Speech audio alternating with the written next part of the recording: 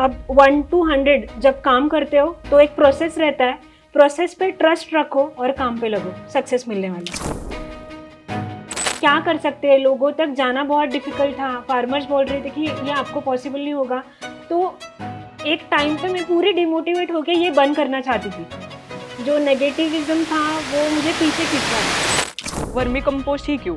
तो मैंने सोचा कि हम सस्टेनेबल कुछ तो ट्राई करेंगे, मतलब लोगों को एक तो अवेयरनेस क्रिएट करेंगे कि जो कोई आप यूज़ कर रहे हो वो रॉन्ग टेक्निक से मत यूज़ करो। चैलेंजेस भी आए होंगे। शुरुआत में कैसे काम करना है ये पता नहीं था, वाटर मैनेजमेंट नहीं हो रहा था, रॉ मटेरियल भी अच्छा नहीं था। घर वालों को बताया कि आप ये कर रहे हो, तो उनका रिएक्शन क्या था? 75,000 प्लस सैलरी चल रहा था, कोई भी फैमिली नहीं एक्सेप्ट कर सकती, इतना दिख रहा था कि ये नहीं सक्सेसफुल होने वाला है। 2024 तक हम 100 बेड पे 1 एकड़ में काम कंप्लीट कर लें, तो ज़्यादा से ज़्यादा सेल अपना वर्म्स का हो रहा है। मैं हाथ लगा के देख सकती हूँ क्या? ये बहुत सेंसिटिव है, बहुत शर्मीले है, तो ऐसे 3 हार्वेस्टिंग होती है, 30 डे, 45 डे और 60 डे। आपका मुनाफा कितना होता है? 50% प्रॉफिट है इसमें। 2024 के बाद 50 लाख का जो टर्नओवर है उसके आगे जाना है। फार्मिंग में लिमिटेशंस नहीं है, आप जितना काम करोगे उतना कम पड़ने वाला है, तो मुझे ऐसे फार्मर्स रेडी करने हैं जो इसमें इंटरेस्टेड है।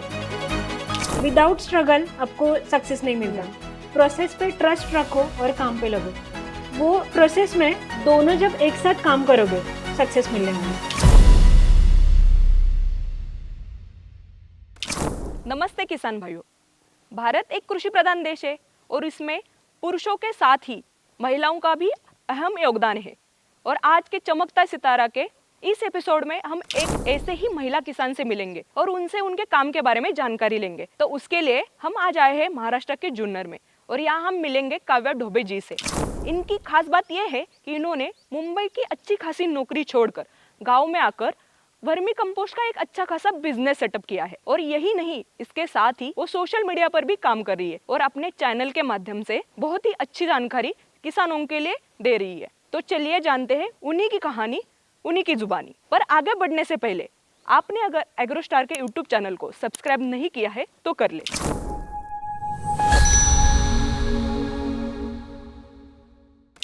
नमस्ते काव्या जी। नमस्ते। आपका स्वागत है एग्रोस्टार के चमकता सितारा के इस एपिसोड में। सबसे पहले तो आप मिट्टी के लिए इतना अच्छा काम कर रही है और साथ साथ में आप सोशल मीडिया पर भी अच्छा काम कर रही है, अपने चैनल के माध्यम से किसानों के लिए महत्वपूर्ण जानकारियां भी दे रही है। तो ये बहुत ही प्रेरणादायी है अन्य किसानों के लिए भी जो इसमें काम करना चाहते हैं। तो सबसे पहले मुझे जानने में ये खुशी होगी कि आपने इतना बड़ा सेटअप किया है, जो खड़ा किया है, उसकी प्रेरणा आपको कहाँ से मिली है? तो काम कैसे करना है, किसके ऊपर काम करना है, ये बहुत बेस था कि जहाँ से काम करना है वो काम अच्छा होना चाहिए, समाज के लिए कुछ तो अलग सा होना चाहिए। तो वही टाइम पे जैसे मेरा क्वारंटाइन पीरियड चल रहा था तो मैं गांव में आई और गांव में जो कोई रेसिड्यू फ्री फार्मिंग करने वाले जो फार्मर्स हैं उनको मिलना स्टार्ट किया। तो जैसे अपना यूट्यूब चैनल है, यूट्यूब चैनल के प्लेटफॉर्म पे वो लोगों को, एक रेसिड्यू फ्री फार्मर को अपना प्लेटफॉर्म दिया और वहाँ पे मैंने सीख लिया कि रेसिड्यू फ्री फार्मिंग के लिए क्या ज़रूरी है। तो वहाँ पे फार्मर जो है वो शेनखत, जैसे काउडंग जो है वो बहुत सारे क्वांटिटी में यूज़ कर रहे थे। तो मैंने देखा कि वो क्वांटिटी में यूज़ करने के बाद बहुत सारी समस्या फार्मर्स को आ रही है। तो 2 बेसिक समस्या मैंने वहाँ पे देखी, एक तो इन्वेस्टमेंट ज़्यादा जा रही है और दूसरी तो जो उत्पादन है वो कम आ रहा है, क्योंकि समस्या बहुत बढ़ रही। तो बहुत सारे मुझे ऑप्शन थे, जैसे गोट फार्मिंग है, पोल्ट्री फार्मिंग है, बट यही करना था। तो मैंने सोच लिया था कि जो समस्या है फार्मर्स को, उसके ऊपर काम करेंगे और उसी के ऊपर मैंने मेरा जॉब छोड़ के ये करने के लिए स्टार्ट किया। तो ये तो आपका इंस्पिरेशन बहुत ही अच्छा है, पर मुझे ये जानना है कि आपने वर्मी कंपोस्ट, जैसे आपने बोला कि आपको बहुत सारे ऑप्शंस थे आपके पास, पर वर्मी कंपोस्ट ही क्यों? क्योंकि मिट्टी के लिए अगर ऑर्गेनिक मैन्योर में कहा जाए तो बहुत सारे आते हैं, जैसे कि आपका खेती के रिलेटेड भी कुछ आप कर सकते थे, पर आपने वर्मी कंपोस्ट में काम करने का सोचा, तो वो क्या था, मतलब वर्मी कंपोस्ट ही क्यों? तो जैसे कोविड स्टार्ट हुआ, बहुत सारे यूथ फार्मर जो है वो खेती के लिए मतलब यहाँ पे जो विलेज लाइफ है वो जीने के लिए यहाँ पे आ रहे थे और मैं सभी लोगों को देख रही थी कि जो कोई है वो खेती कर रहा है, बट खेती में क्या ज़रूरी है, क्या करना चाहिए, वो एक फाइंड आउट करने के लिए स्टार्ट किया मैंने। तो काउडंग के ऊपर जैसे मैंने बोला आपको कि काउडंग बहुत सारे लोग मतलब 1 एकड़ के लिए 4 ट्रॉली यूज़ कर रहे थे और उसमें अगेन वो कीटक जो है, या तो मतलब बुरशी है या तो तन है, तो उसके लिए हर्बिसाइड पेस्टिसाइड ये बहुत सारा टनों में यूज़ हो रहा था। तो मैंने सोचा कि हम सस्टेनेबल कुछ तो ट्राई करेंगे, मतलब लोगों को एक तो अवेयरनेस क्रिएट करेंगे कि जो कोई आप यूज़ कर रहे हो वो रॉन्ग टेक्निक से मत यूज़ करो, कुछ तो अच्छा करो। तो फिर वही काउडंग के ऊपर काम करके उसको अच्छे से कंपोस्ट करके हम यूज़ कैसे कर सकते हैं, वो पहले प्रैक्टिकली मैंने सीखा और अब लोगों को सिखा रही हूँ। ये वर्मी कंपोस्ट में आपने कहाँ से जानकारी ली, कहाँ से पढ़ाई किया, किसी से ट्रेनिंग ली है आपने इस बारे में? तो जैसे मेरा खुद का एक 2.5 एकड़ का जो फार्म है, वहाँ पे पूरा मैंगो का प्लांटेशन किया है। 3-4 साल से प्लांटेशन चालू था। तो वहाँ पे मैं देख रही थी कि जो छोटे पौधे हैं उनको पानी कम मिलेगा तो वो मर जाते हैं तुरंत ही, क्योंकि बहुत सारे समस्या है अगेन वहाँ पे पानी कम होने के कारण। तो मैंने खुद एक 4x4 का बेड रेडी किया और वहाँ पे थोड़े अर्थवर्म्स डाल के काम करना स्टार्ट किया। तो वो जो कोई वर्मी कंपोस्ट रेडी हुआ वो मैंने खुद वहाँ पे यूज़ करके उसका एक रिजल्ट देखा। और बाद में मैंने सोचा कि अब हम खुद एक कमर्शियल बेस पे काम करना ज़रूरी है। तो जैसे 10 बेड से स्टार्ट किया, वहाँ पे भी बहुत सारे लोगों को, मतलब जो कमर्शियल काम कर रहे थे वो लोगों को जाके मैं खुद ट्राई कर रही थी कि इसके बारे में और जानकारी लूँ कि मुझे कोई प्रॉब्लम ना आ सके। बट इतनी अच्छी जानकारी नहीं मिल रही थी, तो मैंने सोचा कि हम खुद, प्रॉब्लम्स भी आएंगे लेकिन हम खुद इस पे काम करेंगे। तो पहले 6 महीने जैसे कोई भी बिझनेस में अपना 1 या 2 ईयर अगदी आपण म्हणू शकतो की 3 इयर्स हम यहाँ पे स्ट्रगल या चैलेंजेस ही देखते। बट मैंने 6 मंथ में ही पूरा चैलेंजेस, उसके ऊपर इम्प्लीमेंटेशन, रैशनली इवेल्युएशन, ये सब करके एक अच्छा सा मॉडल रेडी किया 6 महीने में। और फिर मैं खुद यहाँ पे इसमें काम किया। तो एक्सपीरियंस जब हम बोलेंगे तो ये मेरा खुद का पर्सनल एक्सपीरियंस डाल के अब इतना एक्सपांशन में काम कर रही हूँ। तो अच्छी बात है कि क्योंकि आपने खुद ने वो एक्सपीरियंस किया है, इस वजह से आप लोगों को ट्रेनिंग भी दे रहे हो। तो काव्या जी, आपने जैसे बोला कि आपने 6 महीने में ये पूरा सेटअप किया है, आपको इतने सारे चैलेंजेस भी आए होंगे, तो वो चैलेंजेस के बारे में कुछ बताना चाहेंगे आप? तो पहले तो इसमें रॉ मटेरियल का सिलेक्शन बहुत ज़रूरी है। तो पहला चैलेंज ये आया कि जब रॉ मटेरियल सिलेक्शन कर रहे थे तो लोकल जो फार्मर्स है उन्होंने मतलब वहाँ से सिलेक्शन कलेक्शन चल रहा था। तो वो कलेक्शन के टाइम ब्लेड रहेगा, आईवी सेट रहेगा, दारू का बॉटल रहेगा, वो सब चीज़ें काउडंग में आ रहे थे। तो फिर वहाँ पे मैंने ठान लिया कि हम जो बड़े मतलब गोठे जो है वहाँ से ये काउडंग सिलेक्ट करेंगे। वो पहला चैलेंज आया। दूसरा तो या इसमें पानी कितना डालना है, वो बहुत मतलब क्वेश्चन मार्क था कि एक बेड के लिए कितना पानी डालना है। तो वाटर मैनेजमेंट बहुत ज़रूरी है इसमें। तीसरा चीज़ यहाँ पे अर्थवर्म जो है, जैसे मैंने परचेस किए थे अर्थवर्म, तो 1 kg मैंने अर्थवर्म परचेस किए थे। बहुत छोटे थे और काम भी बहुत कम कर रहे थे। तो जैसे जैसे मैंने ये स्टार्ट किया तो अर्थवर्म का सिलेक्शन बहुत ज़रूरी है। उसी के बाद ये कमर्शियल बेस पर जब हम काम करते हैं तो ये 2 महीने में निकलना ही चाहिए, मतलब हार्वेस्ट 2 महीने में होना ही चाहिए। शुरुआत में कैसे काम करना ये पता नहीं था, वाटर मैनेजमेंट नहीं हो रहा था, रॉ मटेरियल भी अच्छा नहीं था। तो ये सब करते टाइम मेरा जो लॉट था वो 4 से 5 महीने तक गया। तो ये बहुत बेसिक चीज़ है। और सबसे मतलब बड़ा चैलेंज कि लेबर मैनेजमेंट नहीं हो रहा था।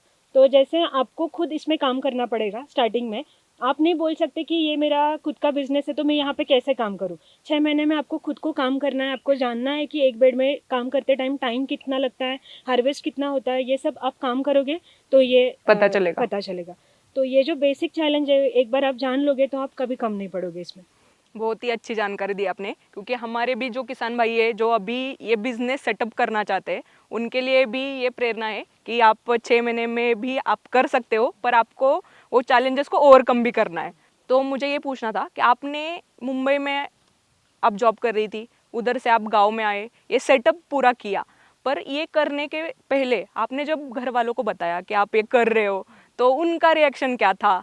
और उनका मतलब ऐसा उन्होंने कुछ पूछा होगा कि आप इतना अच्छा जॉब कैसे छोड़ रहे हो, तो उस बारे में कुछ बताओगे?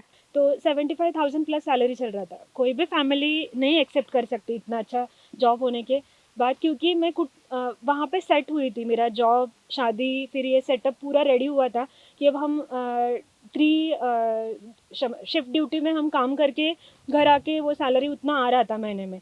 बट यहाँ पे आके गांव में अभी तक देखा है कि मेरे फैमिली ने देखा है कि कोई भी आके गांव में काम करेंगे तो वो सक्सेसफुल होता ही नहीं है। तो एक उनके आगे एक दिख रहा था कि ये नहीं सक्सेसफुल होने वाला है। बट मैंने गोल सेट किया था, प्लान ए सेट किया था कि हमें करना है तो यही काम करना है, और नहीं होगा तो देख लेंगे, बट ये काम नहीं छोड़ना है।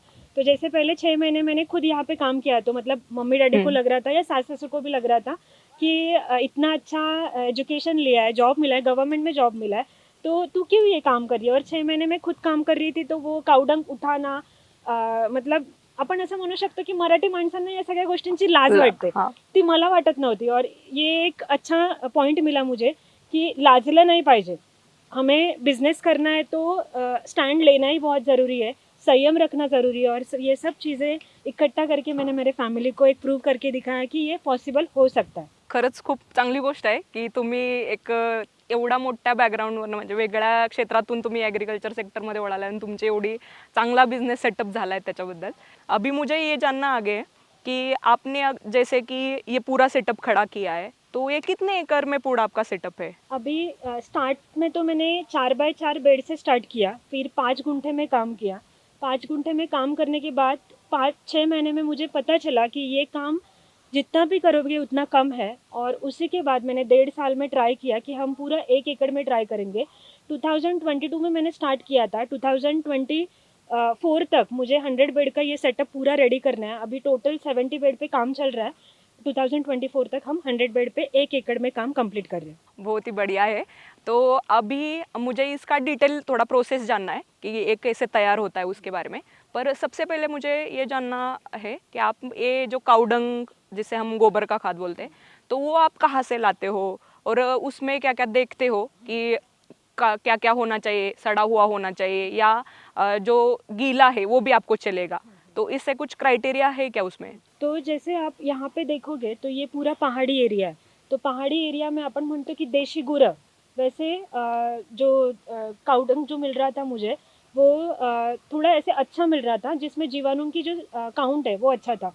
तो मैंने ट्राई किया कि यहाँ लोकल से ही लेंगे, पहाड़ी एरिया से लेंगे और लोगों को थोड़ा अवेअर करेंगे की आप कुछ कचरा मत डालो. की मतलब गोबर का जो आपण उकिरडा म्हणतो मराठीमध्ये, उकिरडा एक लक्ष्मी है और वो लक्ष्मी को आप बेचोगे तो आपको उत्पादन भी मिल जाएगा.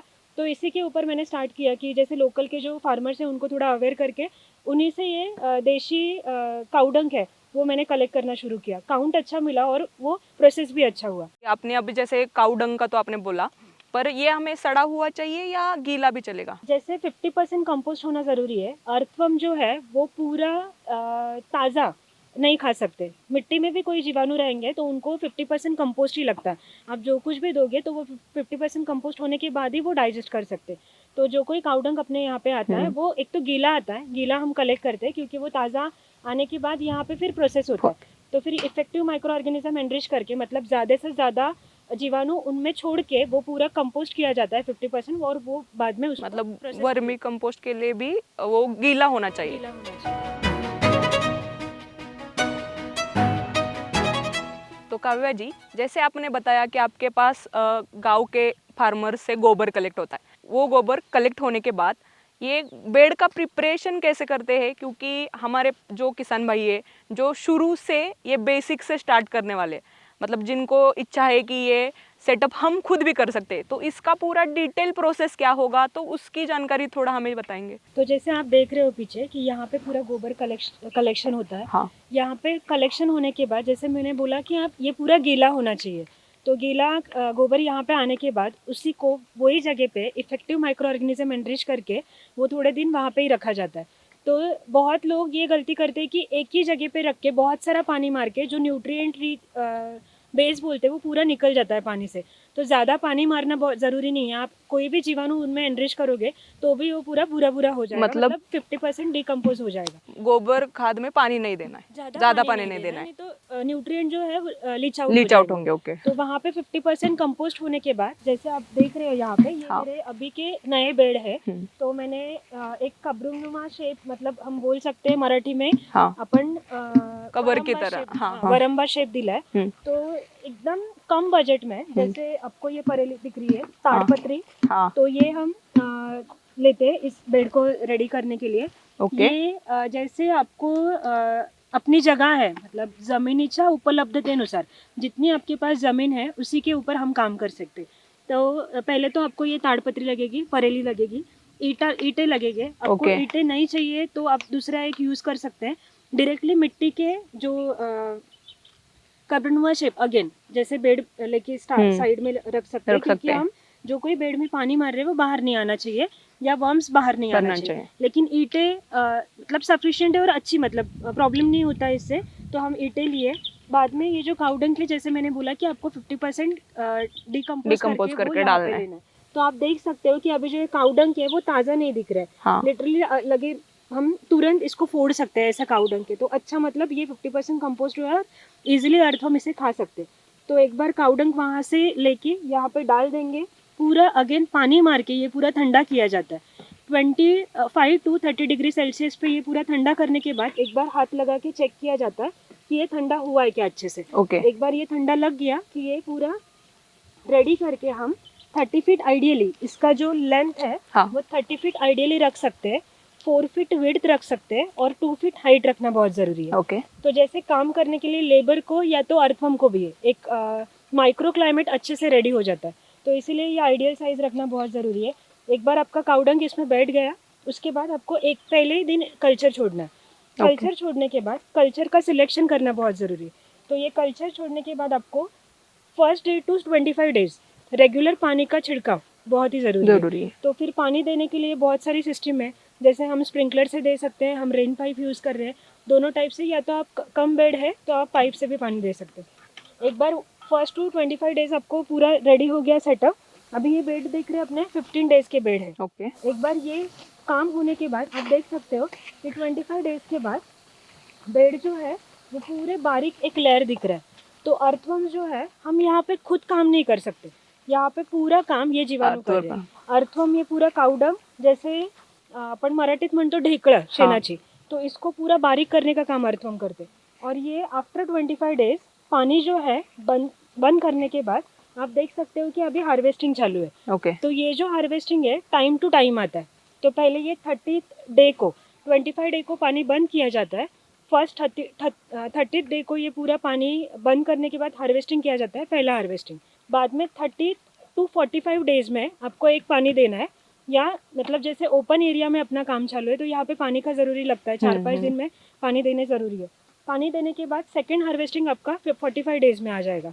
अगेन पानी देना ज़रूरी है, जितना चाहिए रिक्वायरमेंट है उतना। और देन लास्ट में आपको 60 डे में ये पूरा हार्वेस्टिंग करके आपका बेड पूरा रेडी हो जाएगा। तो ये लॉट पूरा, मतलब फर्स्ट डे टू 60 डे तक आपको यहाँ पे काम करना है। मतलब ये जो पूरा हार्वेस्ट होता है 2 महीने में हार्वेस्ट होता है पूरा काम। और हार्वेस्टिंग भी ये 3 हार्वेस्टिंग आती है, पहले 30 डे को, 45 डे को, 60 डे को। अच्छा, एक बेड में कितने वर्म्स लगते हैं, क्योंकि और कितना गोबर का खाद इसमें जाता है? तो जैसे एक ट्रॉली में 1,500 kg काउडंग आता है, मतलब 1,500 kg एक पूरा काउडंग इसमें डालोगे तो आपका एक 30 फीट का बेड रेडी हो जाता है। उसमें अर्थवर्म जो है, अर्थवर्म 30 kg लगते हैं। जैसे 1 फीट लंबा बेड, 4 फीट विड्थ और 1 फीट हाइट, तो इसी के लिए आपको 1 kg अर्थवर्म लगेंगे। तो मेरा अभी ये 30 फीट बड़ा बेड है, तो मुझे इनिशियली 30 kg अर्थवर्म लगने वाले। उसके बाद ये जो हार्वेस्टिंग निकल रही है पूरा 60 डेज के बाद, एक जो बेड से हार्वेस्टिंग 40 to 50% अपना ये पूरा हार्वेस्टिंग निकलता है। तो आप ऐसे नहीं बोल सकते हो कि इसमें से 50% निकल रहा है या 60% निकल रहा है। अप्रोक्सीमेटली 50 to 60 या 40 to 50% फर्स्ट हार्वेस्टिंग, पूरा हार्वेस्टिंग।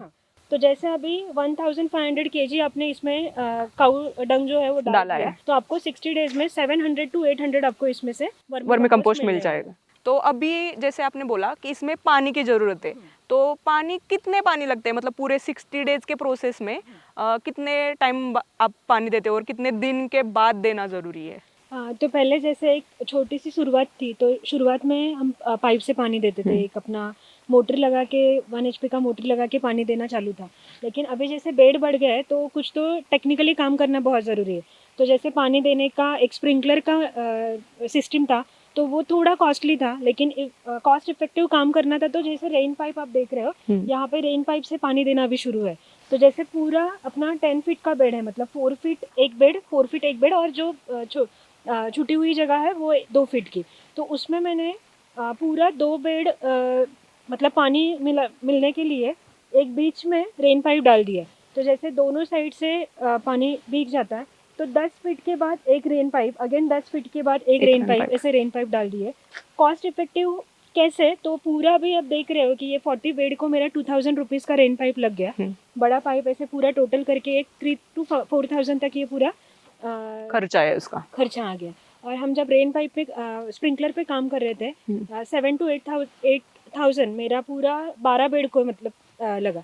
तो मैंने यही सोचा कि हम कॉस्ट इफेक्टिव करना बहुत ज़रूरी है और कम टाइम में अच्छे से भीग जाता है इसमें। ओके। तो जैसे हम 3 सीज़न में वाटर मैनेजमेंट करते हैं, तो बारिश में पानी बहुत कम लगता है क्योंकि कंटिन्यू बारिश होता है। थोड़ा हीट में दिन में 2 बार पानी देना ज़रूरी है। तो जैसे अभी थोड़ा ठंडा सीज़न चालू है तो बीच में भी पानी दे सकते हैं, या तो बाद में एक बार पानी कम होने के मतलब थोड़ा सनराइज़ होने के बाद भी हम पानी चालू कर सकते हैं। और पानी कितना देना है तो ये सब अपने माइक्रो क्लाइमेट है और ये पूरा जो इन्वायरमेंट है उसके ऊपर डिपेंड है। उसी के अनुसार पानी देना ज़रूरी है। मतलब आप ये डिसाइड नहीं कर सकते कि एक बेड को आपको कितना लीटर पानी देना है। सब क्लाइमेट के ऊपर डिपेंड है। ओके। पर इसका कोई टेम्परेचर तो होगा, मतलब ये कितने टेम्परेचर पे ये बेड ठंडे होते हैं या उनको कितने डिग्री सेल्सियस में हमको ठंडा करना है, कितने डिग्री सेल्सियस तक, तो वो उसका कुछ आइडियल है? यस, इसका आइडियल जो टेम्परेचर है वो 25 to 30 डिग्री सेल्सियस पर ये बेड ठंडा होना ज़रूरी है। एक बार ये हीट रीजनरेट होने लगी, मतलब इसमें मीथेन और जो अमोनिया गैसेस है काउडंक में वो न्यूट्रलाइज होके जो अर्थवर्म्स को उनका एक्टिविटी बढ़ाना है, तो आपको 25 to 30 डिग्री सेल्सियस पानी देके टेम्परेचर काउडंक का मेंटेन करना बहुत ज़रूरी है। ओके। तो जैसे अभी आपने बताया कि इसको टेम्परेचर भी ज़रूरत है, तो आगे मुझे ये पूछना था कि इसमें आप कौन से वर्म्स डालते हैं, मतलब कौन से प्रजाति के होते हैं वो, ऐसा कुछ खासियत है क्या उनकी? यस, तो जैसे हम पहले देखते थे ज़मीन में एंडोजिक वैरायटी का जो अर्थवर्म है, मतलब थोड़ा पिंकिश कलर और बड़ा जो काउडंक में बहुत टाइम आपको रेनी सीजन में दिख जाता है। लेकिन अभी हम जो पेस्टिसाइड हर्बिसाइड जो यूज़ कर रहे हैं उसकी वजह से अब मिट्टी में वो बहुत सारे कम हो गए। और हम मिट्टी भी देखोगे तो एक मतलब उसका टेक्सचर ही चेंज हो गया है। पहला थोड़ा भुरभुरा मिट्टी था अर्थवर्म के वजह से, बट अभी जो हम केमिकल जो कुछ यूज़ कर रहे हैं उसकी वजह से अर्थवर्म बहुत कम हो गए। बट हम इसमें अभी जब काम कर रहे हैं तो एक ब्रीड है आइसिनिया फेटिडा। एक तो वो मिडिल साइज़ की और उनका रिप्रोडक्शन जो है बहुत अच्छा, प्रजनन क्षमता बहुत अच्छी है। सबसे महत्वपूर्ण कि आप तीनों भी सीज़न में ये बहुत अच्छा काम करते हैं। जैसे आप ओपन में देख रहे हो, ये पूरा मेरा कंटिन्यू इसमें एक मतलब काम चलता है कि हम रेनी सीजन में इसमें इनका काम देखा है, बहुत अच्छे से काम कर रहे हैं। धूप में भी बहुत अच्छे से काम हो रहा है। ठंडी जो सीज़न है, ठंडी सीज़न में भी बहुत अच्छे से काम हो रहा है। तो आइसिनिया फेटिडा जो है ज़मीन के सरफेस पे ही काम करती है। तो जब ये ज़मीन के सरफेस पे काम करती है, फार्मर्स ने ये खाद उनके खेती में डालने के बाद जो कोई अंडा या बच्चे जो है फार्म में जाते हैं छनाई होने के बाद, तो वो अगेन सस्टेनेबली काम करता है। मतलब ज़मीन मिट्टी में पूरा सरफेस पे ये काम चालू रहता है। तो आप 6 महीने में एक बार भी वर्मी कंपोस्ट यूज़ करोगे तो ये कंटिन्यूली आपको रिजल्ट देने ही वाला है। तो काव्या जी, आपने जैसे अभी बताया कि आपको इसिनिया फोइटिडा इस प्रजाति के आप अर्थवर्म्स यूज कर रहे हो, तो हमें कुछ दिखा सकते हो वो कैसे दिखते हैं, क्या है? तो जैसे अभी अपना जो बेड है वो मतलब 45 डेज कंप्लीट हो गया, तो आप देख सकते हो कि बेड ज़्यादा मतलब कम रह गया। अभी हम हार्वेस्टिंग, एक लास्ट हार्वेस्टिंग हो जाएगा तो ये जो कल्चर है हम दूसरे बेड जो नए बेड लगाएंगे उसमें यूज करने वाले। तो अभी मैंने थोड़े निकाल के रखे हैं, तो आप यहाँ पे देख सकते हो। अभी ऊपर आपको अर्थवर्म नहीं दिख रहे क्योंकि ये बहुत शर्मीले हम जीवाणु बोल सकते हैं। लाइट में आते नहीं है, तो नीचे से आप देखोगे तो यहाँ पे सब जाके बैठे, ठीक है। तो अभी ये देख रहे हो, ये थोड़ा सा रेडिश डार्क कलर और ब्लूइश डिस्कलरेशन है। मतलब ये हेल्दी है। तुरंत नीचे जा रहे हैं तो ये हेल्दी है। साइज में भी मीडियम साइज है। इनका मतलब लेंथ जो है 8 to 12 इंच तक इनका जो लेंथ है, मतलब 1 फीट आप बोल सकते हो, 1.5 फीट तक ये लंबे है। तो और आप देख सकते हो कि पूरा इनका जो बॉडी पे लिक्विड फॉर्म का एक टेक्सचर दिख रहा है। तो ये आप बोल सकते हैं कि आइसिनिया फेटिडा है, अच्छे हैं, मतलब हेल्दी है। सब आपको बड़े दिख रहे हैं, इसमें छोटे बहुत कम रहते हैं, तो सब बड़े दिख रहे हैं। तो आप देख सकते हो कि ये पूरा अभी अंडे पे, मतलब जैसे रिप्रोडक्शन के लिए रेडी, एग लेइंग कैपेसिटी पे आ गया। हाँ। ओके। तो मुझे ये पूछना है कि इसका रिप्रोडक्शन रेट कैसा है, मतलब आप कैसे वो मतलब ककून से तैयार करते होंगे? तो उसका रिप्रोडक्शन कितना होता है या कितने दिन में होता है? तो अभी ये एक पूरा हेल्दी अर्थवर्म है। स्टार्टिंग में ये 2 अर्थवम, मतलब इसमें हम मेल फीमेल ऐसे नहीं बोल सकते. ओके. मराठीमध्ये आपण बोलू शकतो की हे हाँ. द्विलिंगी आहेत. हाँ. तो दोनों में से हम जो एग्स है या अर्थवम है हमें मिल हाँ. जाते हैं. तो स्टार्टिंग में अभी ये प्योर मतलब रेडी हुआ जो प्राउड बोल सकते हैं वो अर्थवम, दोनों जब मेटिंग हो जाएगा तो पहले दिन आपको इसमें से एक अर्थवम से 12 to 15 एग्स मिल जाते हैं. एक एग से 10 to 15 डेज के बाद हैचिंग हो जाता है. हैचिंग होने के बाद आपको एक एग से 4 से 5 जो बेबीज है वो मिल जाते हैं एक एक से. जब बच्चा मिल जाता है, जो बेबी हो जाएगा, बेबी 15 डेज में जुवेनाइल कंडीशन में आ जाता है, मतलब मिडल अवस्था म्हणतो वहाँ पे आ जाएगा. अगेन 50 डेज में ये रिप्रोडक्शन के लिए रेडी हो जाता है. और अगेन 15 डेज में एक बार ये रिप्रोडक्शन के लिए रेडी हो जाएगा तो ये अपने मेटिंग के लिए एक अलग सा अर्थवम ढूंढ लेता है. और फिर नीचे जो है आपको 60 डेज में एक अर्थवम से अगेन 60 डेज का साइकिल रहता है इनका एग्स देने का.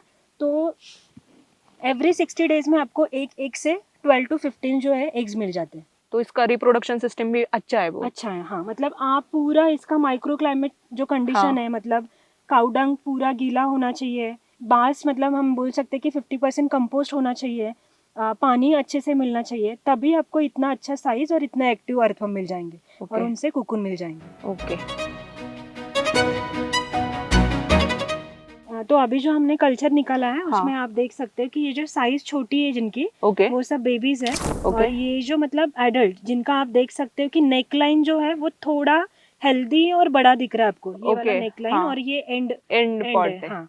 तो जैसे आपको एक रेड और ब्लूइश डिस्कलरेशन दिखेगा तो आप समझ सकते हो कि ये पूरा प्रिपेयर हुआ है. मतलब अभी एडल्ट है, मतलब उसके कलर से पता चला है ये रेडी है. नहीं, कलर और उनका जो एक्टिविटी है, मतलब आप देख सकते हो कि हाथ के ऊपर वो शांति से रह ही नहीं सकते. उनको नीचे जाना है, मतलब सनलाइट से दूर जाना है. यस. ओके. और मुझे ये पूछना था कि जैसे अभी बेबीज भी आते हैं कंपोस्ट के साथ में, तो बेबीज भी वही इतना अच्छा काम करते हैं? नहीं, बेबीज नहीं करते. मतलब हम देख सकते हैं कि टेक्सचर जो है 4 mm साइज का जो वर्मी कंपोस्ट का टेक्सचर जो है वो पूरा आपको एडल्ट अर्थवम से ही मिलेगा. आप अभी ये बेबीज देख सकते हो, एकदम शांत है, एक्टिविटी कुछ भी नहीं है. तो जैसे नेचुरली जैसे जीव सृष्टि में काम चलता है, सेम इनका काम ज्यादा से ज्यादा ये हेल्दी अर्थवम से करते. तो आप ये हेल्दी वाले ही बेचते हो? यस. और ये बेबीज वाले जो अर्थवम्स है उनको खाने के लिए, मतलब उसका बढ़ाने के लिए क्या लगता है? तो जैसे हम काउडंग है वो ही अच्छा क्वालिटी का लेते हैं. तो ज्यादा से ज्यादा दूसरा कुछ डालने की जरूरत नहीं होती. अच्छा काउडंग रहेगा वही उनके लिए खाद बनेगा. यस. ओके. तो काव्या जी, जैसे कि यहाँ पे बहुत सारे बेड दिख रहे हैं, तो हम कैसे पहचानेंगे कि कौन सा बेड हार्वेस्टिंग पे आया है अभी?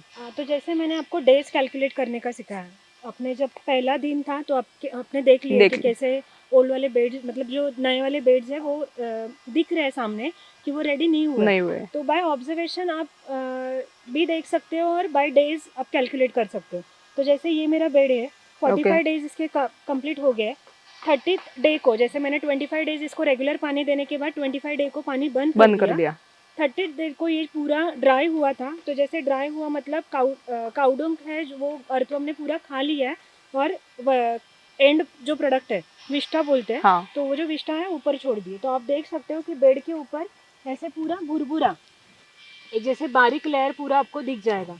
तो ये जो लेयर है वो पूरा निकाला जाता है पहले 30 डेज में. फिर बाद में अगेन इसके ऊपर 15 डेज के डिस्टेंस पे पानी दिया जाता है जितना जरूरी है उतना. अगेन 45 डेज में ये पूरा भुरभुरा हुआ खाद है वो निकाला जाता है. अगेन पानी दिया जाता है 15 डेज का एक डिस्टेंस रख के. अगेन 60 डे को पूरा निकाला जाता है. तो ऐसे 3 हार्वेस्टिंग होती है, 30th डे, 45 डे और 60th डे. एक बार ये हार्वेस्टिंग होने के बाद आप देख सकते हो कि ये जो ईट है, ईट के लेयर पे ये पूरा कल्चर रेडी हो जाता है. ओके. मतलब कल्चर मिल जाता है. तो कल्चर में जैसे आपने देखा कि अर्थवम के जो जुवेनाइल बच्चे हैं वो और एग्स वो सभी आपको ये लेयर पे मिलेंगे. तो 60th डे का पूरा हार्वेस्टिंग होने के बाद एक नया काउडंग का बेड लगाया जाता है और नीचे का ईट की लेयर का जो कोई कल्चर है वो डायरेक्टली उठाया जाता है और उसके ऊपर डाल दिया जाता है. और अगेन वो प्रोसेस और रिप्रोडक्शन के लिए। Yes, first day Okay. To 16 day तक का प्रोसेस पूरा चालू रहता है। ओके और मुझे ये जानना है कि जैसे आपने बोला कि 30 डेज पे हम फर्स्ट हार्वेस्टिंग करते हैं, तो इसमें से कितना इंच का लेयर हम निकालते हैं, मतलब फर्स्ट हार्वेस्टिंग में? हाफ हाफ फीट का लेयर निकलता है। ओके तो जैसे आपका बेड रहेगा 2 फीट का, पहले दिन आप 30 डे को आपका एक हाफ फीट का लेयर निकलेगा। 45 डे को आपका हाफ लेयर, और 60 डे को आपका हाफ फीट का लेयर। ओके बचने वाला है वो हाफ फीट का लेयर आपका जो है, वो जो ईंट है, हाँ ईंट के ऊपर का जो लेयर है वो, मतलब अभी ये पूरा बेड खाली हो गया। ओके तो जैसे हम नया बेड बना रहे हैं, डायरेक्टली ये कल्चर लेके वहाँ पे निकाल देंगे। ओके और ये जो अर्थवर्म्स है अभी ये इसके नीचे जो हमने ये ताड़पत्री लगाई है उसके नीचे भी जाते हैं क्या? नहीं जाते। ओके एक बैरियर रेडी हो जाता है। जैसे हम लोग ने अभी पहले मिट्टी के ऊपर काम किया था, तो जैसे ये काउडंग मिट्टी के ऊपर बहुत जल्दी सूख जाता है, तो फिर ये अपना जो ताड़पत्री जो है इसके ऊपर आप डालोगे तो एक बैरियर रेडी हो जाएगा। मतलब बैरियर के नीचे अर्थवर्म जाने वाली नहीं, ओके वहाँ पे ही मिल जाते हैं। तो एक तो आपको इसका एडवांटेज है, आप सेल भी कर सकते हो और अगेन इसको यूज भी कर सकते हो। ओके और टार्ड प्लस ऐसा कुछ है क्या कि ये टार्ड प्लस कितने थिकनेस की या कितने एमएम की यूज करनी है, ऐसा कुछ? आपके इन्वेस्टमेंट के ऊपर डिपेंड है। ओके अभी हम लोग कोई 450 GSM का भी यूज कर रहे हैं और कोई 150 GSM का भी यूज कर रहे ओके हैं। 150 GSM का थोड़ा कॉस्ट इफेक्टिव होता है, बहुत ज़्यादा दिन भी रहता है और आपको मतलब चल जाता है। लेकिन 450 GSM का 4 से 5 साल चल जाता है। ओके थोड़ा कॉस्टली है लेकिन टाइम पीरियड भी बढ़ जाता पर है इसमें। कितना खर्चा, मतलब अगर टार प्लस का हम देखे ताड़पत्री का तो कितना आता है क्या? अभी ये पूरा अपना 10 फीट का बेड है। Okay 10 feet width, 30 feet ideally standard size है अपना लंबा। लेंथ का? तो 30/10 का जो ताड़पत्री है, हाँ। 150 GSM का लोगे आप, हाँ तो ये आपको 500 to 600 रुपीज़ में मिल जाता है। अभी मैंने थोड़ा कॉस्टली लिया है, जो अपना 450 GSM का है, वो मुझे 1500 तक ये ताड़पत्री मिल जाता है। बल्क में लेते हैं हम। ओके तो काव्या जी, जैसे आपने बताया कि 30 डेज में इसका हार्वेस्टिंग होता है, ये ऊपर का लेयर, तो उसके आगे का स्टेप क्या होता है? ये अब अगर ये लेयर कलेक्ट करने के बाद क्या करते हैं? तो जैसे अपनी ऑटोमेटिक छनाई है, छनाई में ये पूरा लेयर जो है निकाल के वहाँ पे डाला जाता है। और जो कोई पत्थर रहेगा या रॉ हम बोल सकते हैं कि काउडंक है, वो सब सेपरेट हो जाता है, उसका अगेन बेड लगाया जाता है।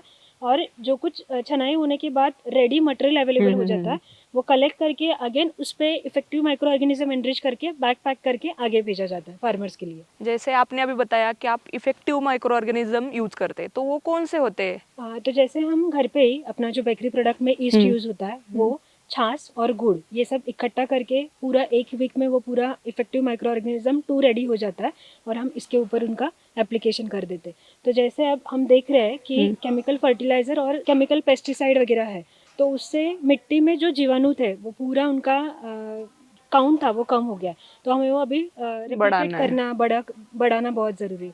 तो वो जो सस्टेनेबल मतलब एक सिस्टम है, उसके ऊपर काम करके ईस्ट, फोटोट्रॉफिक बैक्टीरिया और लैक्टिक एसिड बैक्टीरिया, उनको इकट्ठा करके रेडी करके इनका एप्लीकेशन करके फार्मर्स को भेजा जाता है। ओके तो वो उसका रोल क्या है, मतलब ये इफेक्टिव माइक्रो ऑर्गेनिजम्स का? जीवाणु का काउंट जो है वो बढ़ाने के लिए काम करता है। मतलब सॉइल में जीवाणु एक बार बढ़ जाएंगे तो सस्टेनेबली सॉइल काम करेगी। ओके तो ये आपने जो अभी 3 बताए, उसके अलावा भी आप कुछ इफेक्टिव माइक्रो यूज करते हैं या ये 3 ही आप देते हो? फिलहाल तो हम बाकी का यूज़ नहीं करते क्योंकि हमें इसमें कॉस्ट इफेक्टिव है। फार्मर्स को भी वो उतना अच्छे से रिसीव होना चाहिए। तो हम जो कोई सस्टेनेबली काम करता है वही रेडी करके यूज़ करते हैं। बहुत सारे लोग रिक्वेस्ट करते हैं कि हम ट्राइकोडर्मा, सुडोमोनास जैसे जो जीवाणु है, बैक्टीरिया है या बुरशी है, अच्छे से आप एनरिच करके दो, तो उसका फिर कॉस्ट जो है वो बढ़ जाता है। डिपेंड है कि उनको एनरिच करके देना है या नहीं देना है। मतलब आप अगर डिमांड हो तो दे सकते हो? यस। मतलब आप इतना फार्मर्स के क्वेश्चंस को ध्यान में रख के आप इतना बना रही है उसके लिए। पर मुझे आगे ये पूछना था कि आपका ये जब ये प्रोसेस होता है, मतलब छनाई जब होती है, उसके बाद इसका पैकेजिंग कैसे होता है और कितने केजी का एक बैग होता है, क्या ऐसा कुछ है?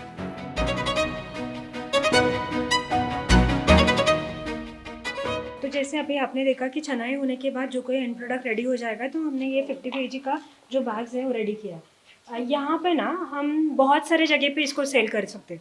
जैसे होम गार्डनिंग के लिए यूज़ होता है। शहरों में पूना, मुंबई में बहुत सारे लोग इसको यूज़ करते हैं। बट इसमें एक राइट जो कस्टमर है वो सिलेक्ट करना बहुत ज़रूरी है। तो जैसे मैंने देखा कि ये प्रोडक्ट जो है फार्मर्स को बहुत ज़रूरी है और फार्मर को इसकी बहुत बड़ी रिक्वायरमेंट है, तो मैंने ये पूरा 50 केजी के बैग में प्रिपेयर किया है। तो आप देख सकते हो कि यहाँ पे प्रॉपर प्रिंटिंग ब्रांडिंग के ऊपर ये काम चलता है। यहाँ पे 50 केजी का जो मटेरियल है वो यहाँ पे डाल दिया जाता है और एक बार सिलाई करके डायरेक्टली हम फार्मर्स के यहाँ पे पहुँचा देते हैं। इसमें एक बात जो है बहुत ज़रूरी है कि आपको जब आप एंड प्रोडक्ट जब इसमें लोड करते हो, फील करते हो, तो आपको 18 to 20% मॉइस्चर मेंटेन करना बहुत ज़रूरी है। बहुत लोगों की रिक्वायरमेंट रहती है कि आप सूखा दो, बट इसमें एक बात ज़रूरी है कि आप 18 to 20% मॉइस्चर मेंटेन नहीं करोगे तो जो जीवाणु इसमें रहेंगे वो सर्वाइव नहीं होने वाले। जीवाणु को मॉइस्चर बहुत ज़रूरी है, तो इसीलिए आइडियली 4 mm साइज़ का वर्मी कंपोस्ट जब आप फार्मर्स को देते हो तो 18 to 20% मॉइस्चर मेंटेन करना भी बहुत ज़रूरी होता है। तो इस पूरे प्रोसेस में मतलब जितना पैकेजिंग आप कर रहे हो तो उसमें आपको कितना खर्चा आता है क्या? पैकेजिंग एक बैग जो है वो मुझे 14 to 15 रुपीज़ पर बैग प्रिंटिंग करके यहाँ पे आ जाती है। ओके। और अपना वर्मी कंपोस्ट जो है वो 10 रुपीज़ केजी से फार्मर को मिल जाता है जगह से। तो ये सारा अभी प्रोसेस हुआ, तो ये इसके लिए कि आप ये इसका स्टोरेज करते हो या डायरेक्ट जब ऑर्डर है तभी पैकेजिंग करके भेजते हो, ऐसा कुछ? इसका हार्वेस्टिंग जो है अभी जो मतलब जो फ्रिक्वेंसी में मैं काम कर रही हूँ, तो ये प्री बुकिंग ऑर्डर जो है वैसे इसके ऊपर काम चलता है। तो अभी ऑनियन सीजन चल रहा है, हमारे यहाँ पे बहुत सारे ऑनियन प्लांटेशन चालू है, तो इसका ऑर्डर जो है पहले से ही आ जाता है। तो जब हार्वेस्टिंग होती है, एक कस्टमर को अभी लगने वाला है, तो 7 दिन पहले ही मुझे कॉल आ जाता है। तो डायरेक्टली ये हार्वेस्ट होके छन्नी पे छान के एक बार मॉइस्चर मेंटेन करके पैकिंग करके दूसरे दिन ये फार्मर्स के पास जाता है।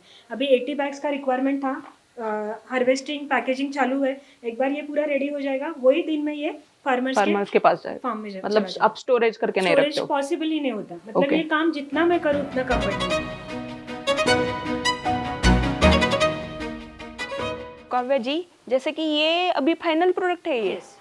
ओके, तो उसको सीविंग के बाद मतलब इधर स्टोरेज करके रखना पड़ता है, मतलब शेड नेट में ऐसा कुछ है शेड में? मतलब इसमें अब जैसे मैंने बोला कि 18 to 20% मॉइस्चर मेंटेन करना जरूरी है। आप हाथ भी लगाओगे तो थोड़ा ठंडा लग रहा है। हाँ। और एक मुट्ठी तैयार करोगे तो ये पैक भी हो रहा है। आप 4 उंगली में से देखोगे तो पानी भी नहीं निकल रहा है, तो ये अभी समझ जाते हैं कि ये 18 to 20% मॉइस्चर अच्छे से मेंटेन हुआ है। तो ये फिलहाल तो हम बोल सकते हैं कि एक अच्छे जगह से, मतलब जहाँ पे ज्यादा धूप नहीं है वही जगह पे जाके ये पैकिंग करना जरूरी है मॉइस्चर मेंटेन करने के लिए, और जीवाणु एनरिच होके फिर वो फार्मर्स के पास चले जाते हैं। इसीलिए ये जहाँ पे छांव है वहाँ पे ये पैकिंग करना अच्छा है। ये वर्मी कंपोस्ट भी है और हम गोबर का खाद भी यूज करते हैं, तो इन दोनों में से बेस्ट क्या है, मतलब इसका अगर कंपैरिजन किया जाए तो जैसे आप देख सकते हो कि जहाँ पे गोबर का खाद रहता है वो जगह पे गोबर का खाद रेडी होने के लिए आपको 6 महीना लगता है। वैसे ही आप वर्मी कंपोस्ट में देखोगे तो 2 महीने में ये निकल जाता है। इसका पहला तो रीज़न है कि जहाँ पे जीवाणु ज़्यादा है, जैविक क्रिया ज़्यादा है, वहाँ पे आपको कंपोस्टिंग जल्दी दिखेगा। तो जैसे वर्मी कंपोस्ट हम पानी देते हैं अच्छे से, एक आप देख सकते हो कि ग्रीन शेड नेट डाला है, तो ये पूरा अंदर जो माइक्रो क्लाइमेट है वो उनको हम रेडी करके देते हैं। बट बहुत सारे जगह पे उकीड़ में हम देखते हैं कि ये इसके ऊपर कंटिन्यू धूप रहता है, तो ये कंपोस्ट होने के लिए टाइम लेता है गोबर का खाद जो है। तो इसलिए हम फार्मर्स को बोलते हैं कि गोबर का खाद रेडी होने के लिए 6 महीना लगेगा, ये वर्मी कंपोस्ट रेडी होने के लिए आपको 2 महीने लगेगा। प्रोसेस का टाइम जो है कम लगता है। और सबसे बेहतर, जब आप गोबर का खाद यूज़ करते हो, फार्मर्स जो है 1 एकड़ में 4 से 5 ट्रॉली वन टाइम यूज़ करते हैं। उसका खर्चा आप देखोगे तो 20 से 25 हज़ार निकल जाता है। मतलब गोबर का खाद एक ट्रॉली का आप कैलकुलेट करोगे तो 3.5 से 4 हज़ार का वो पूरा ट्रॉली। भराई जो है 500, खाली करना 500, ये पूरा 5,000 में वो एक ट्रॉली मिल जाता है। फार्मर्स 1 एकड़ में 4 से 5 ट्रॉली डालते हैं, उसका खर्चा 20 से 25 हज़ार। वर्मी कंपोस्ट आप लोगे तो उसका खर्चा जो है 1 एकड़ के लिए 1 टन यूज़ होता है और उसका खर्चा 10,000 रुपये लगता है। मतलब आपका 50% इन्वेस्टमेंट कम हो जाएगा। दूसरी चीज़, जब आप गोबर का खाद यूज़ करते हो बहुत से टाइम वो पूरा कंपोस्ट नहीं होता, इसी की वजह से आप देखोगे तो हर्ब्स जो है, मतलब तन जो है ज़्यादा रहता है, उसमें कीड़ जो है ज़्यादा रहती है और बुरशी जो है, हानिकारक बुरशी जो बोलते हैं, वो ज़्यादा रहती है। वर्मी कंपोस्ट देखोगे तो उसमें जैविक क्रिया अच्छे होने से और ये भुरभुरा रहता है तो इसमें और छनाई होती है। तो वर्म्स, अर्थवर्म के बिना दूसरा कुछ भी आपको ये इसमें नजर नहीं आएगा। तो कीट रहेगी, बुरशी रहेगी और हर्ब्स रहेंगे, मतलब तन जो है इसमें नहीं रहते। तो इसी की वजह से आपके 3 जो बेसिक समस्या गोबर खाद से आते हैं वो पूरे यहाँ से कम हो जाते हैं।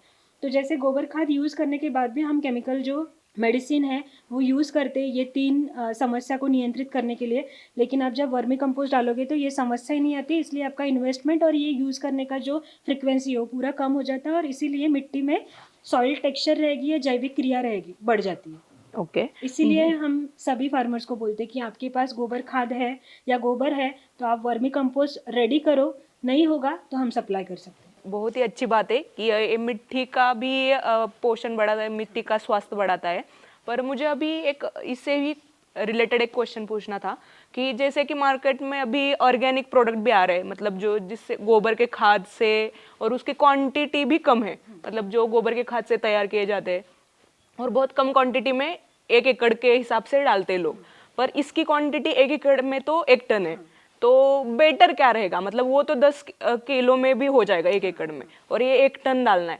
तो फार्मर के हिसाब से वो एज अ कंपैरिजन हम देखें तो सबसे अच्छा क्या रहेगा? ये सस्टेनेबल है। ओके। जैसे आप देख रहे हो कि अभी ये छानने के बाद यहाँ पे एक अर्थवर्म दिख रहा है। हाँ। तो ये फार्मर्स के पास जाने वाला है। ओके। अगेन ये अर्थवर्म कुकुन, हाँ। बच्चे, और अगेन प्राउड जो हम एडल्ट जो अर्थवर्म बोलते हैं, मतलब ये प्रोसेस चलने ही वाली है।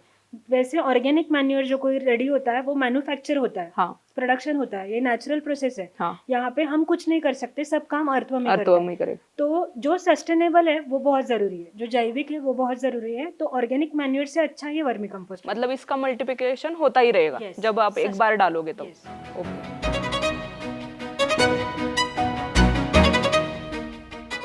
तो काव्या जी, जैसे आपने ये पूरा 1 एकड़ का सेटअप किया है वर्मी कंपोस्ट का, तो जब आप गोबर का खाद लाते हो, उधर से लेके पैकेजिंग करते हो, ट्रांसपोर्टेशन करते हो, इन सारे चीज में, इस सारे प्रोसेस में आपको कितना खर्चा आता है और उससे आपका मुनाफा कितना होता है? तो जैसे एक बेड लगाने के लिए हमें ईंटें लगते हैं, ताड़पत्री लगती है और गोबर लगता है।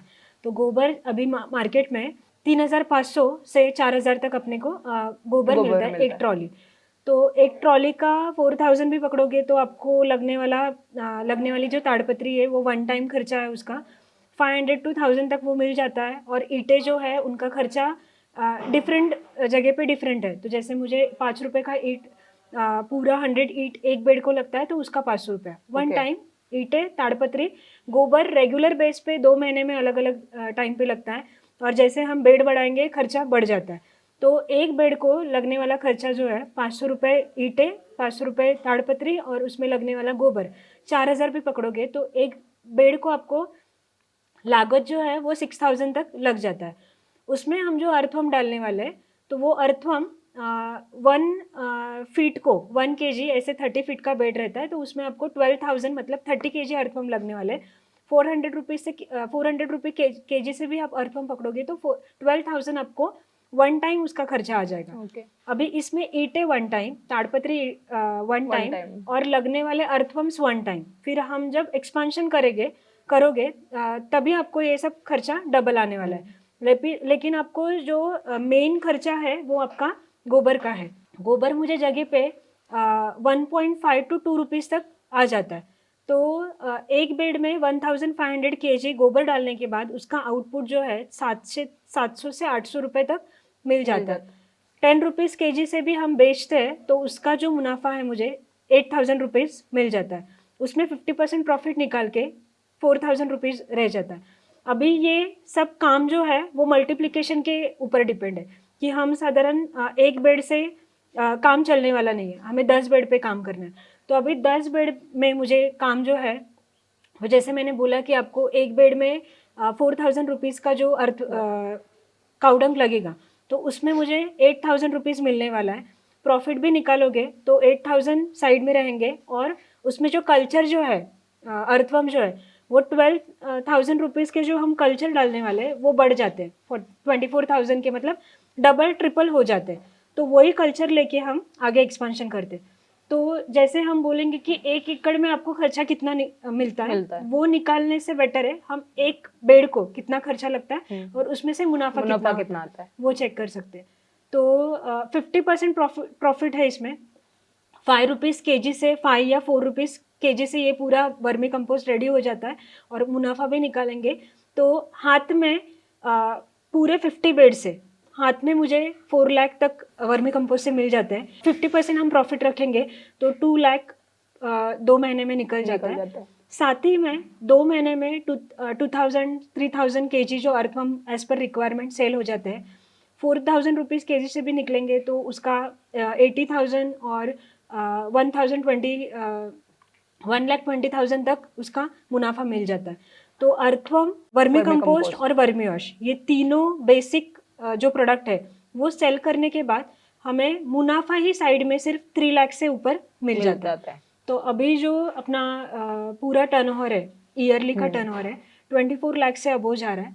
2024 के बाद जो कोई प्लानिंग है उसमें हम प्लान कर रहे हैं 50 लाख का जो टर्नओवर है उसके आगे जाना है। बहुत ही बढ़िया बात है, मतलब आपने इतना आगे का प्लान करके रखा है। हमारे कई किसान भाइयों जो शुरुआत करने वाले हैं, मतलब जिनकी इच्छा है कि ये हम ऐसा सेटअप तैयार करें, उनके लिए आप क्या बताना चाहोगे कि कौन सा मार्केटिंग स्ट्रेटेजी आप कैसी होनी चाहिए, कैसा मार्केट आपको सिलेक्ट करना चाहिए ताकि उनको ये वर्मी कंपोस्ट बेचने में आसानी रहेगी? आपण मराठीत म्हणतो की योग्य ग्राहक निवडा।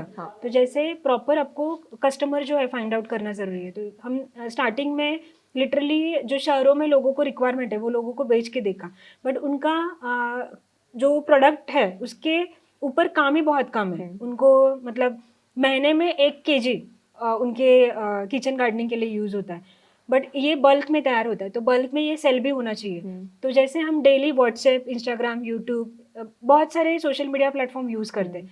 तो फिर मैं सभी लोगों को यही मतलब कहना चाहूँगी कि आप ये जो प्लेटफॉर्म है ये यूज़ करो। जब आपको ग्लोबली काम करना है तो ये सोशल मीडिया का प्लेटफॉर्म बहुत अच्छे से काम करता है। लोकली जब हम काम करते हैं तो ग्राहक मतलब अपने जो फार्मर्स है उनके पास पहुंचना, उनको समझाना, अवेयरनेस क्रिएट करना ये बहुत डिफिकल्ट काम है। तो आपके पास यूट्यूब है, इंस्टाग्राम अकाउंट है, बहुत इजीली इस पे काम चलता है। डेली हम व्हाट्सएप पे कुछ ना कुछ अपलोड करते हैं, तो बेटर है हम जो काम कर रहे हैं वो अपलोड करो। जेन्युइनली जो कुछ काम चल रहा है डेली अपलोड करोगे तो अब ग्राहकों को समझेगा कि आप ट्रांसपेरेंसी में काम कर रहे हो, और ट्रांसपेरेंसी जब मेंटेन होगी तो आपको सेल करने में दिक्कत नहीं होगी। तो सेल करना है तो सोशल मीडिया का प्लेटफॉर्म एक बहुत अच्छी बात है। तो ये सोशल मीडिया का मतलब जैसे आप भी यूट्यूब पे काम करते हो, इंस्टाग्राम पे भी आपके व्लॉग्स है, तो वो सारा जो आप इंस्टाग्राम, यूट्यूब, सोशल मीडिया इतना चला रहे हो उसका आपने आपके काम में कैसा इस्तेमाल किया है उसका, और आपको क्या फायदे हुए हैं उससे? तो जैसे अभी प्रोडक्शन का काम चल रहा है तो मुझे बहुत कम टाइम मिलता है सोशल मीडिया की प्लेटफॉर्म पे। जैसे अभी यूट्यूब और इंस्टाग्राम का अकाउंट देखोगे तो 2 लाख सब्सक्राइबर, फॉलोअर्स इकट्ठा हो गए, और सब फार्मर्स है, सब यूथ फार्मर्स है जो अभी सेफ सॉइल कंसेप्ट पे काम कर रहे हैं।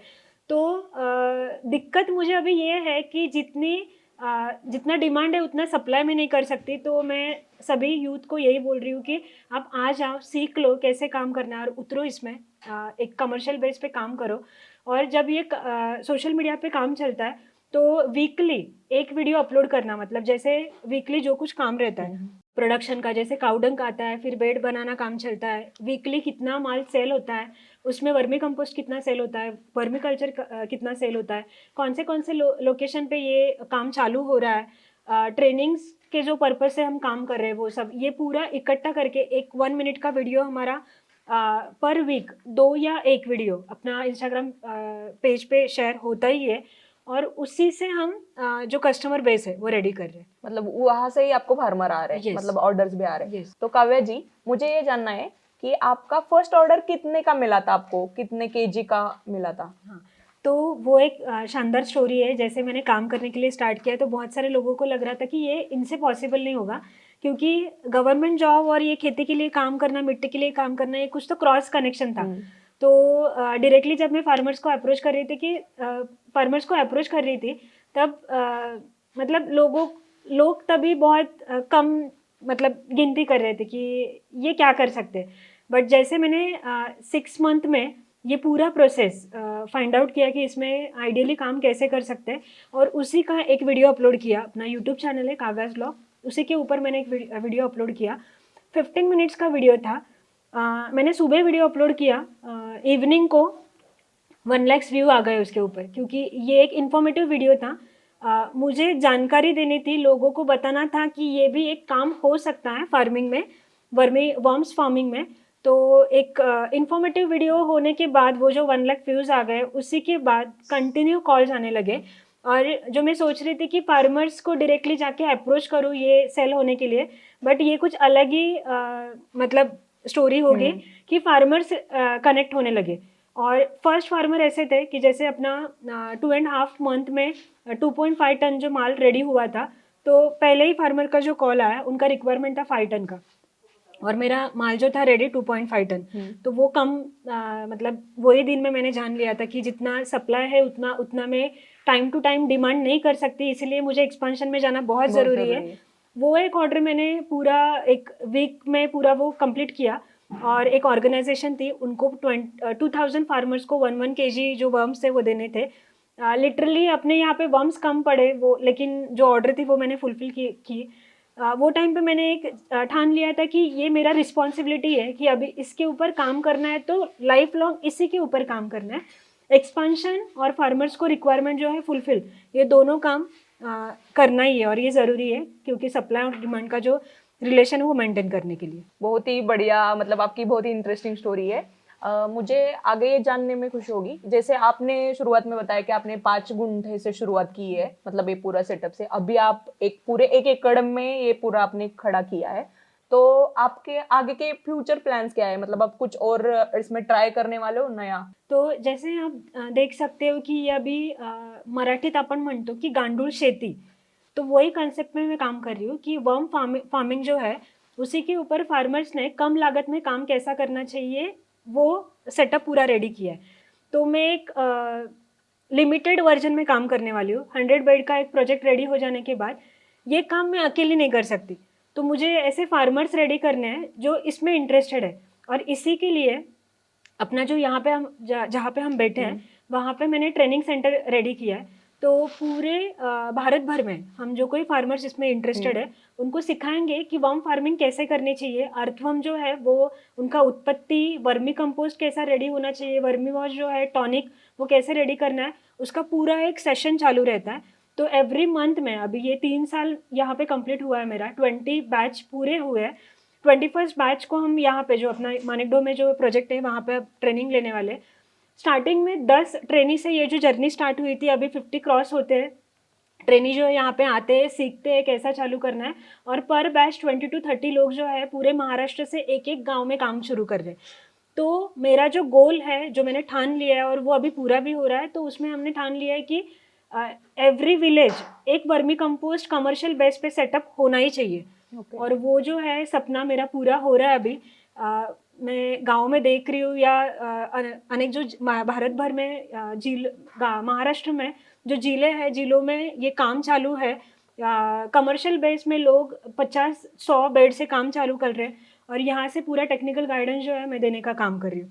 तो उसी के साथ एक एग्रो टूरिज्म का सेटअप कर रहे हैं। तो वनडे में आके जो स्कूल के जो स्टूडेंट्स हैं या कॉलेज के स्टूडेंट हैं यहाँ पे आके पूरा एक्सप्लोर करेंगे कि वर्म फार्मिंग कैसे की जाती है। और जैसे मराठी में बोला जाता है कि एकात्मिक खेती प्रणाली और शाश्वत खेती प्रणाली, जो सस्टेनेबल फार्मिंग है उसका मॉडल मैं यहाँ पे खड़ा कर रही हूँ। तो आप आगे जाके देख सकते हो कि ये कैसे डेवलप होने वाला है। मेरा गोल है कि 2 साल में ये पूरा एग्रो टूरिज्म का सेटअप रेडी करने वाली हूँ। जब ये एग्रो टूरिज्म शुरू होगा तब हमें भी बुलाए, हम भी जरूर आएंगे। श्योर। और एक क्वेश्चन था मेरा कि जैसे कि ये पूरा सेटअप खड़ा करने में कुछ सब्सिडी मिलती है गवर्नमेंट की तरफ से, ऐसा कुछ है? यस। तो जैसे प्रधानमंत्री सब्सिडी है या फिर अन्ना साहेब पाटिल योजना है, उसी के साथ बहुत सारे सब्सिडीज अब बैंक आपको सैंक्शन करके देती है। बट थोड़ा प्रोसेस लेंदी है और टाइम लगता है। तो मैं सभी फार्मर्स को यही बोलती हूँ कि आप 1 बेड से स्टार्ट करो, डायरेक्टली 50 या 100 बेड पे जो इन्वेस्टमेंट लगने वाली है उसमें मत जाओ, क्योंकि 1 बेड से आप एक एक्सपीरियंस लेते हो और फिर आगे जाके आपको प्रॉब्लम्स बहुत कम आती है। इसीलिए सब्सिडी आप साइड बाय साइड ट्राई कर सकते हो, आपको टाइम है तो ट्राई करो, बट पूरा ध्यान प्रोडक्शन के और मार्केटिंग के ऊपर दो, ये बहुत ज़रूरी है। और जैसे आपने बोला कि आपको मतलब 100 बेड्स बढ़ाने हैं, मतलब करने हैं, तो आपका अभी टारगेट क्या है? अभी तक तो आपने 24 लाख तक का मुनाफा कमा रहे हो, तो आगे आपका टारगेट क्या रहेगा? मतलब कितना कमाने का है आपको, मतलब इसमें से? सबसे बड़ी चीज़, मैंने मुंबई छोड़ी है, गांव में आई हूँ, मुझे सेटिस्फैक्शन बहुत ज़रूरी था। बट यहाँ पे आके अब मैं देख रही हूँ कि मेरी लाइफस्टाइल पूरी चेंज हो गई है। जैसे मुंबई में मेरा था कि बहुत सारा काम था, बहुत सारा स्ट्रेस था, यहाँ पे आके भी सेम हुआ है, बहुत सारा स्ट्रेस आया है क्योंकि डिमांड बहुत बढ़ गई। लोगों को ये काम करना है, उसी के लिए सिखाना, लोगों को इकट्ठा करना, ये थोड़ा डिफिकल्ट हो रहा है। तो मैं यही चाहती हूँ कि एक लेवल पे जाके सेटिस्फेक्शन भी बहुत ज़रूरी है, क्योंकि आप देखोगे तो ये यहाँ का नज़ारा, यहाँ का लाइफस्टाइल बहुत अच्छा है, बहुत शांति है। तो मुझे सेटिस्फेक्शन की बहुत ज़रूरी है।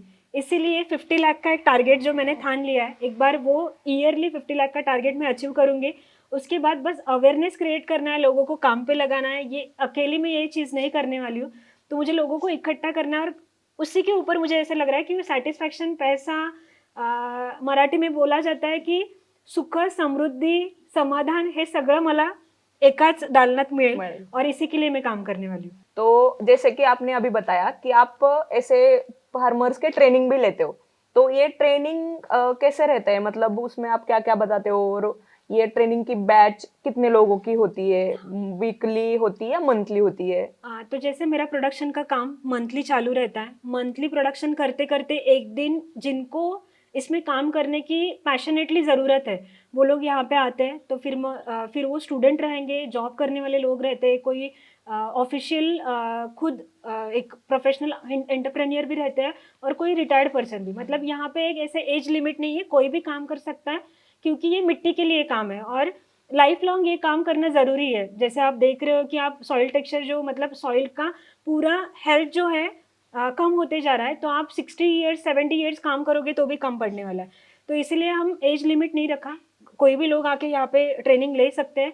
ट्रेनिंग मंथली होती है, एक दिन ट्रेनिंग पूरा कवर हो जाता है। 10 to 5 टाइम ड्यूरेशन में ये ट्रेनिंग पूरा होता है। इसमें थेरी प्रैक्टिकल दो सेशन, दोपहर में लंच यहाँ पे ही दिया जाता है। आफ्टर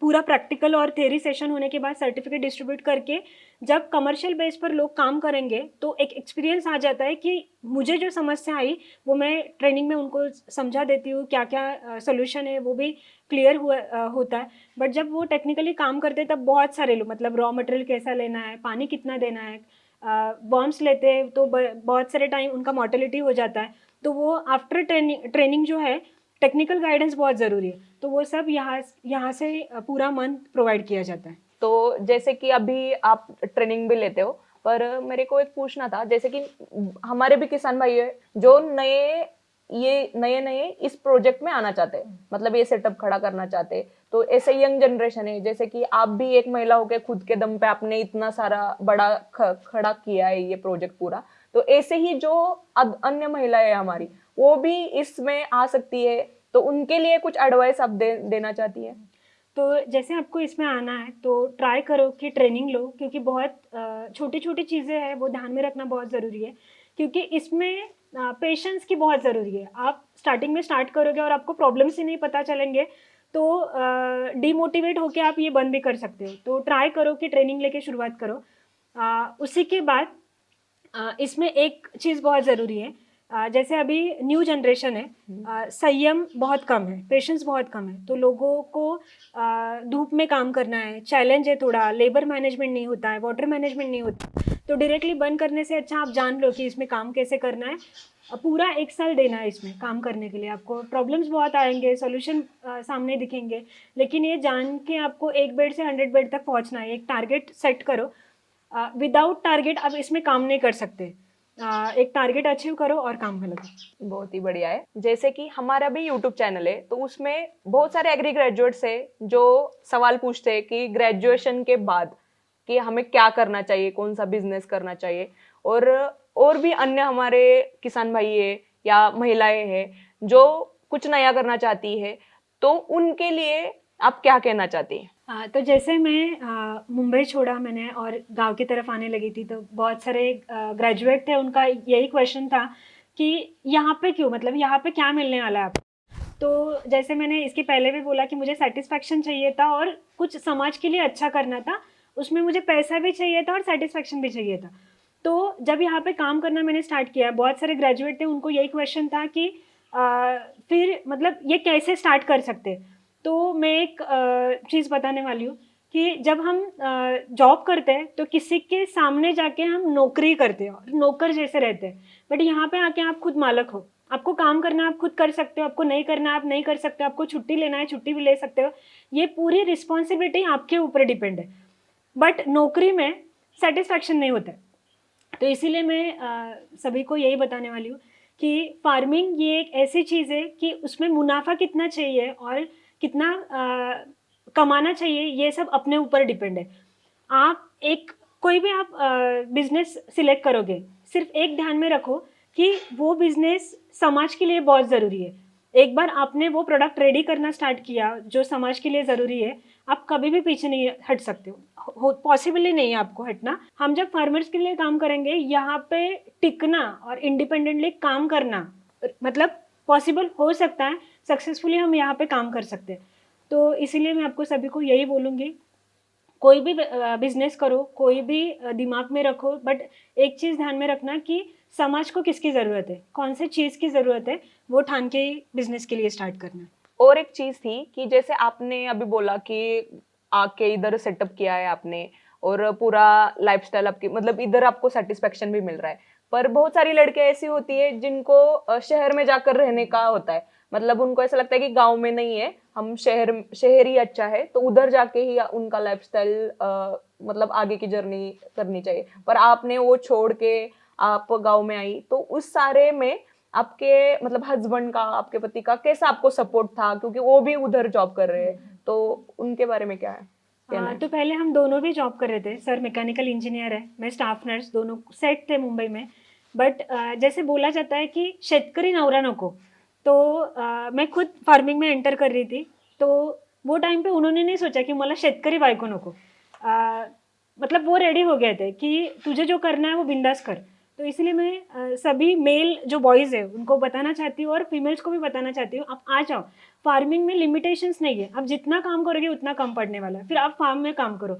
बट कुछ टेक्निकल जो बातें हैं वो ध्यान में रखो और काम करो। मतलब एक गोल सेट करो कि यहाँ पे आना है तो इसको लिमिटेशंस नहीं है, जितना एक्सपांड करना है आप कर सकते हो, जितना पैसा कमाना है कमा सकते हो, सिर्फ स्ट्रगल करना बहुत ज़रूरी है। आपको एक ऑफिस डाल के उसमें बैठ के सब पैसा मिलने वाला नहीं है, आपको स्ट्रगल करना ही है। विदाउट स्ट्रगल आपको सक्सेस नहीं मिलता। सभी जगह पे मतलब आप 1 to 100 जब काम करते हो तो एक प्रोसेस रहता है, प्रोसेस पे ट्रस्ट रखो और काम पे लगो। वो प्रोसेस में दोनों जब एक साथ काम करोगे, सक्सेस मिलने वाला है। तो काव्या जी, आपकी ये 3 साल की पूरी जर्नी है, इसमें सबसे अच्छा और सबसे मेमोरेबल मोमेंट कौन सा है आपके लिए? गए 3 साल से मैंने मेरा हॉस्पिटल का जॉब जो है वो क्विट किया। बट मैंने हॉस्पिटल में इन्फॉर्म नहीं किया था कि मैं ये काम स्टार्ट कर रही हूँ, क्योंकि गवर्नमेंट जॉब में कुछ तो रेस्ट्रिक्शन रहते हैं कि वहाँ के सर्वेंट जाके दूसरे जगह पे एज अ एंटरप्रेन्योर या बिजनेस नहीं खड़ा कर सकते। बट मैंने ठान लिया था कि कुछ तो अलग करना है, तो मैंने जॉब क्विट नहीं किया था। आफ्टर 1 ईयर में जब देखा मैंने यहाँ पे बहुत सारे प्रॉब्लम्स आ रहे हैं, बहुत सारे समस्या है, टैकल होना थोड़ा मुश्किल है, क्या कर सकते हैं, लोगों तक जाना बहुत डिफिकल्ट था, फार्मर्स बोल रहे थे कि ये आपको पॉसिबल नहीं होगा। तो एक टाइम पे मैं पूरी डिमोटिवेट होकर ये बंद करना चाहती थी। तो जैसे मैंने अगेन हस्बैंड को इन्फॉर्म किया कि आप ये पूरा हैंडल करो, जैसे होगा वैसे आप हैंडल करो। मैं जाके हॉस्पिटल में थोड़ा फंड जो है वो रेडी करके फिर से यहाँ पे आ जाऊँगी। तो उन्होंने भी बोला कि हाँ जो करना है आप कर सकते हो। तो मुंबई में जाके मैंने अगेन हॉस्पिटल को अप्रोच किया कि मुझे ले लो काम पे, मुझे ज़रूरी है। बट हॉस्पिटल ने बोला था कि 365 डेज की छुट्टी होने के बाद हम यहाँ पे आपको नहीं ले सकते। वो दिन मैंने पूरा हॉस्पिटल में स्पेंड किया, बहुत सोचा कि क्या कर सकती हूँ। मुझे मेरा 3 साल का जर्नी पूरा सामने दिख रहा था कि मैं ये हॉस्पिटल में जॉब मिलने के लिए बहुत सारे स्ट्रगल किया। और आज एक ही दिन में 1 ईयर का पूरा जो मैंने गलती किया था, वो एक ही दिन में मुझे रियलाइज़ हुआ कि ये बहुत बुरी चीज़ हुई है मेरे साथ। तो अब क्या करना है? तो मैंने हस्बैंड को फ़ोन किया कि अब क्या कर सकती हूँ, हॉस्पिटल से तो निकल दिया है। तो उन्होंने बोला कि कोई प्रॉब्लम नहीं है, आप आ जाओ यहाँ पे, हम दोनों भी स्टार्ट करेंगे, मैं मेरा जॉब क्विट कर लेता हूँ। तो जैसे उन्होंने बोला, मैं बहुत एक्साइटेड थी कि अब दोनों के साथ मिल जाएगी तो कुछ तो अच्छा होने वाला है। हम दोनों आके अगेन ये जर्नी स्टार्ट की। एक बेड से जो 12 बेड का काम चल रहा था वो 2 साल में बहुत अच्छे से चालू हुआ।